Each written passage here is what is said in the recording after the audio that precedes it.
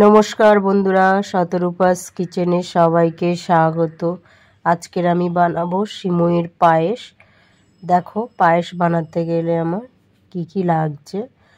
প্রথমে আমি একটা গ্যাসে কড়াই বসিয়ে দিলাম। কড়াইয়ের মধ্যে 2 চামচ ঘি দিয়ে দিলাম। ঘিটা, 2টো তেজপাতা দিয়ে দিলাম। ঘিটা গরম হওয়ার পরে তেজপাতাটা একটুখানি ভেজে নেব। দেখো, একটু তেজপাতাটাকে ভেজে নিয়ে এর মধ্যে আমি অ্যাড করব সিমইটা। দেখো, সিমইটা দিয়ে এরপর আমি লাল লাল করে একটু ভেজে নেব। লাল লাল করে ভাজাটা খুবই দরকার, কারণ দেখতেও ভালো লাগে, খেতেও ভালো লাগে। একটু টাইম নিয়ে ভালো করে একটু ধীরে সুস্থে লাল লাল করে ভেজে নিতে হবে। ভেজে নিলে লাল লাল করে খুবই দেখতে ভালো হয়, খেতেও ভালো হয়। দেখো, আমি ভালো করে লাল লাল করে ভেজে নিয়েছি।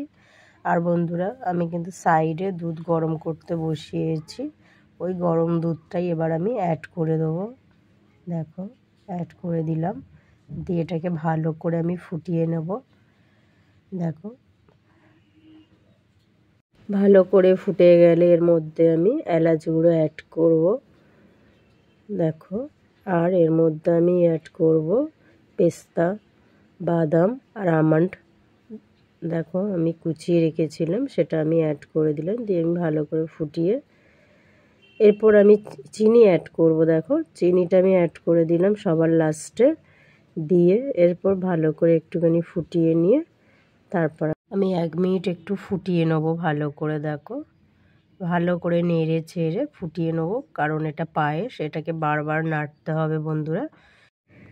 দেখো, ভালো করে ফুটিয়ে নেওয়া হয়ে গেছে আমার।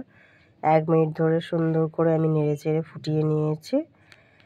রেসিপিটা আমার ডান বন্ধুরা। এবার আমি সার্ভ করব সার্ভিং বলে। দেখো,